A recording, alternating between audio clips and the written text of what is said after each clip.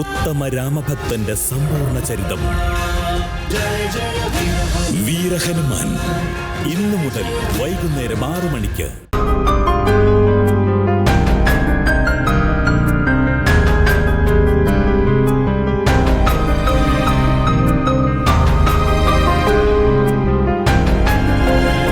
ജീവൻ രാജനെ ഒഴുക്കിപ്പെട്ട് കാണാതായതില് മഞ്ചാടിക്ക് ചില സംശയങ്ങളുണ്ടെന്ന് ചേച്ചിയെ വിളിച്ചു പറഞ്ഞത് ഇന്ദ്രേട്ടൻ.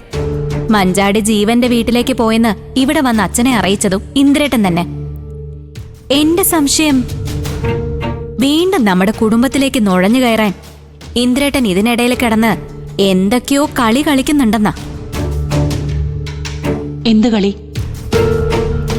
നീ എന്താ ഉദ്ദേശിക്കുന്നതെന്ന് വെച്ചാ തുറന്നു പറതേ. അല്ല ചേച്ചി, ഇന്ദ്രേട്ടൻ എങ്ങനെയാ ഇതിൽ വന്ന് പെട്ടത്? അച്ഛനും ചേച്ചിയൊക്കെ ഇന്ദ്രേട്ടനായിട്ടൊരു അകലം പാലിച്ചിരിക്കുകയായിരുന്നില്ലേ? അച്ഛൻ മഞ്ചാടിയുടെ കല്യാണം നടത്തി കൊടുക്കാൻ തീരുമാനിച്ചപ്പോ ഞാൻ അക്കാര്യം അറിയിച്ചോണ്ട് ആദ്യം ഇന്ദ്രേട്ടനെ വിളിച്ചത്. ഇന്ദ്രേട്ടന്റെ അമ്മ ഹോസ്പിറ്റലാണെന്ന കാര്യമൊന്നും അപ്പൊ ഞങ്ങൾക്ക് അറിയില്ലായിരുന്നു. മഞ്ചാടിയുടെ കല്യാണം അവരാണല്ലോ നടത്താൻ തീരുമാനിച്ചത്.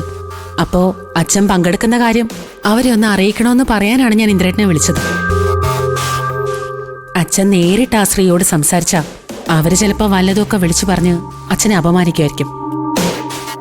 അതുകൊണ്ടാ ഞാൻ വേണ്ടെന്ന് പറഞ്ഞത്. എന്നാലും രഘുവേട്ടൻ അവിടെ ഉണ്ടായിരുന്നല്ലോ.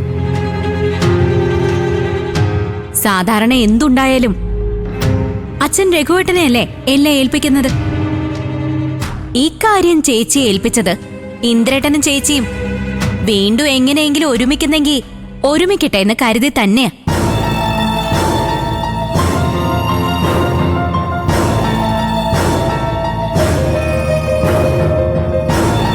ദയേ, നീ വെറുതെ എഴുതാപ്പുറം വായിക്കണ്ട.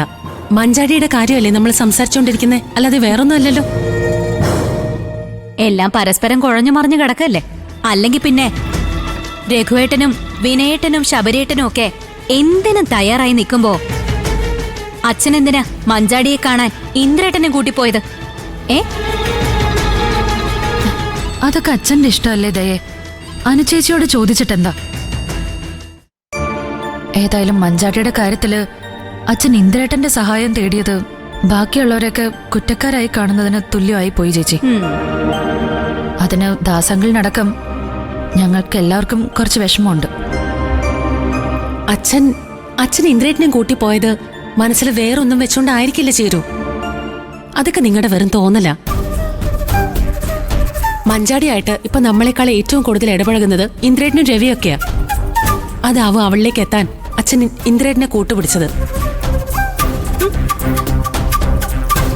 അല്ലെങ്കിൽ തന്നെ നിങ്ങളിതില് ഇത്രമാത്രം ടെൻഷൻ ആവേണ്ട കാര്യം എന്താ?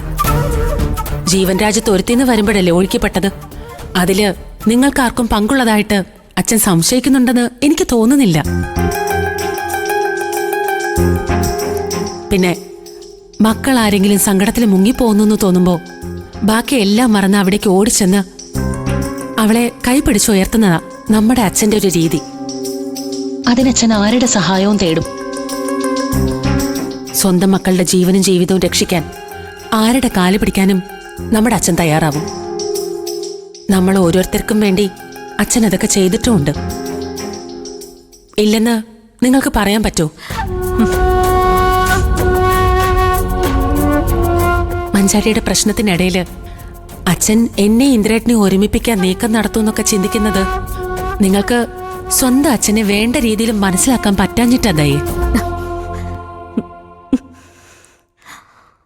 ഇനി ഇത്തരം വാക്കുകളൊന്നും എന്റെ മുന്നിൽ വെച്ച് പറയരുത്, പറഞ്ഞേക്കാം.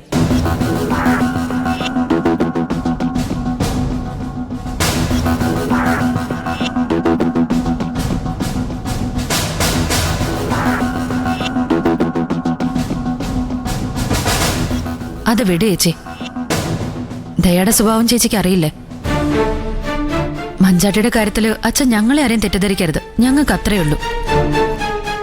അത് നിങ്ങള് അച്ഛൻ വരുമ്പോ അച്ഛനോട് തന്നെ സംസാരിച്ച് ക്ലിയർ ചെയ്യണം ചേരൂ. നമ്മുടെ അച്ഛനല്ലേ. മക്കള് മനസ്സ് തുറന്ന് സംസാരിച്ചാ നമ്മുടെ അച്ഛനത് മനസ്സിലാക്കാൻ പറ്റും. പിന്നെന്താ?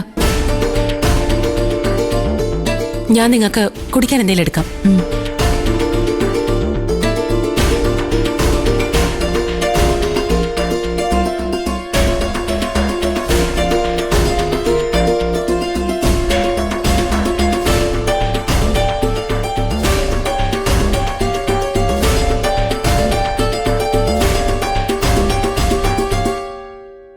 നമുക്ക് അച്ഛൻ വന്ന് ഉറപ്പായി സംസാരിക്കണം ചേച്ചി.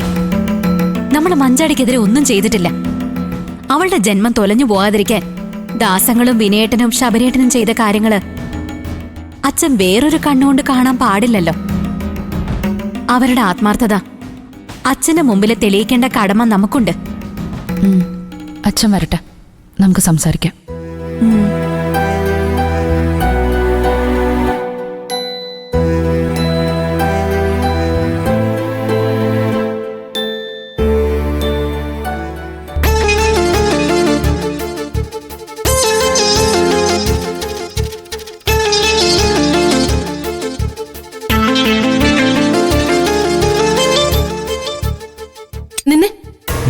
ഇങ്ങോട്ട് പോവാ മനുഷ്യ.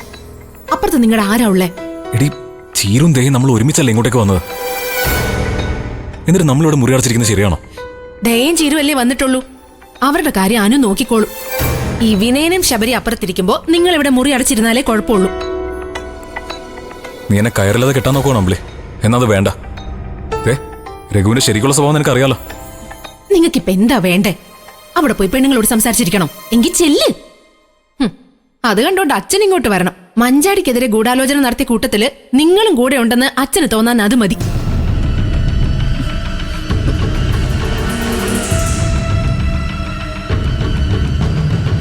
നീ എന്തൊക്കെയാ അമ്പിളി പറയുന്നേ? ജീവൻ രാജിന്റെ മഞ്ചാരിയുടെയും കല്യാണം നടക്കാതെ പോയത് നമ്മുടെ കൂട്ടത്തിൽ ആരെങ്കിലും ഗൂഢാലോചന നടത്തിയിട്ടാണെന്ന് നിനക്ക് തോന്നുന്നുണ്ടോ?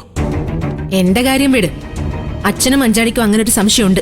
അത് തീർത്തു കൊടുക്കാനാ ചീരും ദേയിപ്പ് ഇങ്ങോട്ട് വന്നിരിക്കുന്നെ. അവരുടെ പ്രശ്നമേ അവര് സംസാരിച്ച് തീർത്തോളും. അതിൽ രഘുവേട്ടൻ ഇടപെടുന്നത് എനിക്കിഷ്ടമല്ല. അച്ഛനെ കണ്ട് തെറ്റിദ്ധാരണ മാറ്റാനേ ദാസങ്ങളും വിനയനും വരാത്തതെന്താ? അതാണ് ബുദ്ധി. എന്ത് ബുദ്ധി? ജീവൻ രാജനെ കാണാതായത് അവര് കാരണമല്ലെന്ന് അവർക്കറിയാം. പിന്നെ ഇതിന് അതേക്കുറിച്ച് സംസാരിക്കാൻ അവർ ഇങ്ങോട്ടേക്ക് വരുന്നേ. ആ, രഘുവേട്ടൻ എല്ലാരെയും കണ്ണടച്ചങ്ങ് വിശ്വസിച്ചോ. നിങ്ങൾ പോലും അറിയാത്ത പല കാര്യങ്ങൾ ഇവിടെ നടക്കുന്നുണ്ട്. ആ, ഒരു കണക്കിന് നിങ്ങൾ അവരിതൊന്നും അറിയിക്കാത്തത് നന്നായി. അല്ലെങ്കിൽ എല്ലാവർക്കും വേണ്ടി എല്ലാ കുറ്റവും നിങ്ങൾ സ്വയം അങ്ങ് ഏറ്റെടുത്തേനെ. അമ്പിളി, നിന്റെ വട്ട് പറച്ചിലൊന്നും നിർത്ത്. നീ ആവശ്യമില്ലാതെ സംശയിക്കുന്നത് നമുക്ക് ഏറ്റവും വേണ്ടപ്പെട്ടവരെയാണെന്ന് നീ ഓർക്കണം. ഞാൻ ആരെയും വെറുതെ സംശയിക്കില്ല രഘുവേട്ട. നമുക്ക് വേണ്ടപ്പെട്ടവര് നമ്മുടെ കുടുംബത്തിനെതിരായി എന്തെങ്കിലും ചെയ്തു എന്ന് ഞാൻ പറയുന്നില്ല. പക്ഷെ ജീവൻ രാജൻ എന്താ സംഭവിച്ചതെന്ന് ദാസങ്ങളിനറിയാം.